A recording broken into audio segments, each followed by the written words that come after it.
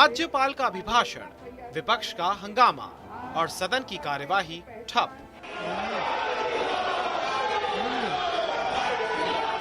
उत्तर प्रदेश विधानसभा का बजट सत्र आज से शुरू हो गया है। सेशन की शुरुआत राज्यपाल के अभिभाषण से हुई। जब तक कार्यवाही शुरू नहीं हुई थी, तब तक तो सब कुछ ठीक था। पक्ष और विपक्ष के नेता एक दूसरे से मेल मिलाप कर रहे थे, लेकिन जैसे ही राज्यपाल का भाषण शुरू हुआ, विपक्ष ने हंगामा करना शुरू कर दिया। अखिलेश यादव के नेतृत्व में विपक्षी विधायक हंगामे की तैयारी पहले से ही कर आए थे। हाथों में पोस्टर, बैनर और जुबान पर नारे।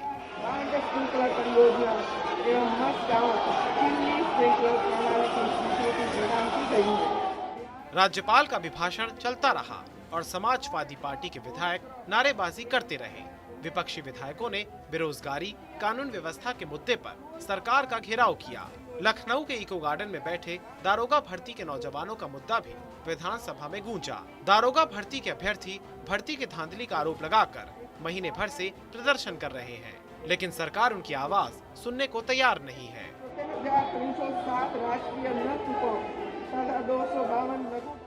राज्यपाल का अभिभाषण 1 घंटे से ज्यादा वक्त तक चला और पूरे भाषण के दौरान विपक्ष का हंगामा चलता रहा। अखिलेश यादव के विधायक वेल में आकर हंगामा कर रहे थे। मार्शल को भी सदन में बुला लिया गया था, लेकिन मार्शल कार्रवाई की जरूरत नहीं पड़ी। विधानसभा की कार्यवाही स्थगित होने के बाद समाजवादी पार्टी ने ट्विटर पर लिखा, महंगाई, बेरोजगारी, ध्वस्त कानून व्यवस्था, भर्ती परीक्षाओं में धांधली, सरकारी स्वास्थ्य सेवाओं में व्यापक भ्रष्टाचार, गरीबों के घरों पर चल रहे बुलडोजर, बेहिसाब बिजली कटौती, असुरक्षित बेटियों, किसानों की दुर्दशा के मुद्दों पर सरकार से जवाब मांगते सपा विधायक।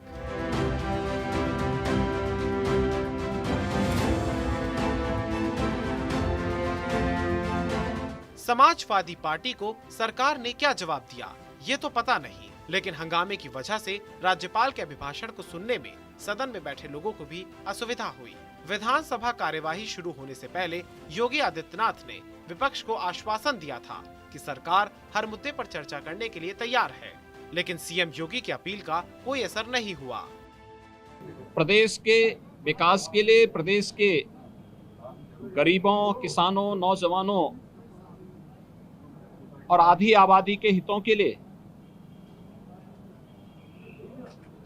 किसी भी प्रकार की कोई चर्चा, परिचर्चा के लिए सरकार सदैव तैयार रहेगी।